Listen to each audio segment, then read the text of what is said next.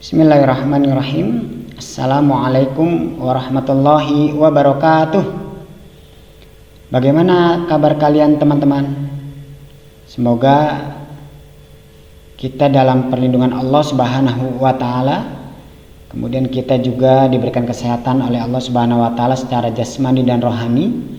Dan kita berharap semoga wabah penyakit, wabah virus corona ini cepat diangkat oleh Allah, sehingga kita dapat melaksanakan pembelajaran tatap muka di SDT tercinta ini.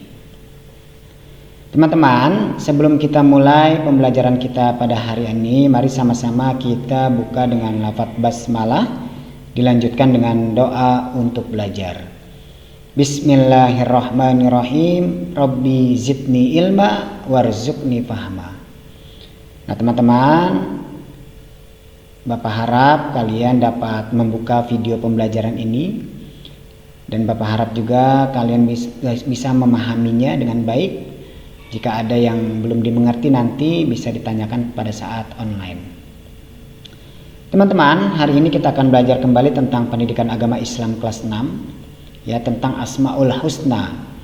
Ini terdapat di buku paket kalian di bab 2. Nah, di buku paket kalian itu yang akan kita pelajari ada 4 Asmaul Husna. 2 Asmaul Husna tersebut sudah kita pelajari minggu lalu secara online, yaitu As-Somad yang menjadi tumpuan dan Al-Muqtadir yang maha berkuasa. Nah teman-teman, sekilas Pasol akan membahas sedikit tentang apa yang kita telah pelajari minggu lalu. Asmaul Husna adalah nama-nama Allah yang baik. Jumlah Asmaul Husna itu ada 99. Kita dianjurkan untuk hafal dan mengetahui arti Asmaul Husna, kemudian kita praktekkan sifat-sifat Allah itu dalam kehidupan kita. Nah, pada bab ini, ya, pada bab 2 ini kita akan belajar 4 Asmaul Husna, yaitu As-Somad, Al-Muqtadir, Al-Muqaddim, dan Al-Baqi. Nah, karena minggu lalu kita sudah belajar tentang As-Somad dan Al-Muqtadir, maka minggu ini kita akan belajar yang ketiga, yaitu Al-Muqaddim, maha mendahului. Kemudian yang keempat adalah Al-Baqi yang maha kekal. Sebelum Pak Solihin lanjutkan, Pak Solihin harapkan kalian fokus, kalian konsentrasi, kalian pahami benar-benar video pembelajaran ini. Teman-teman, Asmaul Husna yang ketiga adalah Al-Muqaddim. Ya, arti dari Al-Muqaddim adalah maha mendahului. Jadi Allah itu mendahului semua makhluknya. Ya, karena Allah adalah Khaliq yang menciptakan alam semesta ini. Makhluknya alam semesta ini. Ya. Kemudian segala yang ada di dunia ini ada permulaannya. Kemudian Allah Subhanahu wa taala adalah zat yang paling awal dan tidak memiliki permulaan. Maksudnya apa? Jadi di dunia ini ada permulaannya. Bangku yang kita duduki ini awalnya tidak ada, menjadi ada. Kulkas yang berada di rumah kita awalnya tidak ada, kemudian menjadi ada. Nah, itu pasti ada yang menciptakan, ya. Orang yang menciptakan kulkas, orang yang menciptakan bangku. Semuanya ada permulaan, termasuk kita manusia. Manusia ini, ya, kita nih awalnya tidak ada. Dengan sebab ada ibu dan bapak kita, maka kita ada di dunia ini. Nah, segala yang ada di dunia ini ada permulaannya, kecuali Allah Subhanahu wa taala. Allah Subhanahu wa taala yang paling awal dan tidak memiliki permulaan. Dan Allah terdahulu dari segalanya, karena dialah yang menciptakan alam semesta ini. Langit, bumi, dan seisinya adalah ciptaan Allah Subhanahu wa taala. Landasan atau dalil tentang nama Allah Al-Muqaddim itu ada di surat Al-Hadid ayat 3. Bismillahirrahmanirrahim. Huwal awwalu wal akhiru wal zahiru wal batinu wa huwa bikulli syai'in alim. Artinya, dialah yang awal dan yang zahir dan yang akhir, yang zahir dan yang batin, dan dia maha mengetahui segala sesuatu. Nah teman-teman, inilah landasan Allah Subhanahu wa taala mempunyai nama Al-Muqaddim, yaitu yang maha mendahului. Allah Subhanahu wa taala telah ada sebelum alam semesta ini ada, sebagai pencipta alam semesta beserta segala isinya. Keberadaan Allah lebih dahulu dari yang diciptakan. Nah, sekarang teman-teman, ya, bukti kalau kita seorang mukmin yang taat, muslim yang taat, itu meyakini bahwa Allah bersifat Al-Muqaddim itu apa? Yang pertama adalah rajin mempelajari Al-Quran. Al-Quran adalah kalam Allah yang diturunkan kepada Nabi Muhammad melalui malaikat Jibril. Jadi ketika kita mempelajari Al-Quran, ya, kita akan mengetahui segala hukum-hukum sosial yang ada di muka bumi ini.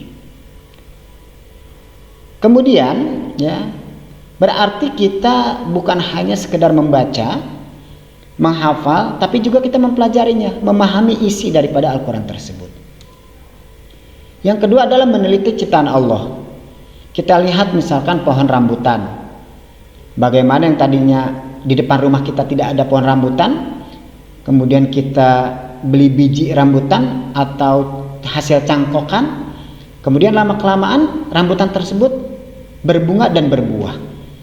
Inilah yang kita teliti mulai dari awal sampai akhir. Kemudian hormat dan patuh kepada orang tua. Tadi Pak Sol sudah jelaskan bahwasanya kita ada di muka bumi ini, wasilahnya, sebabnya ada ibu dan bapak kita. Ya, maka nama Allah Al-Muqaddim ini harus kita yakini, ya, dengan mengamalkan, melaksanakan, ya, pekerjaan-pekerjaan yang sudah disebutkan tadi. Rajin mempelajari Al-Quran, meneliti ciptaan Allah, hormat dan patuh kepada orang tua. Kemudian yang terakhir yang ada di buku paket kalian tentang Asmaul Husna adalah Al-Baqi, ya. Arti daripada Al-Baqi, teman-teman, adalah yang maha kekal. Kemudian semua makhluk akan mengalami kematian.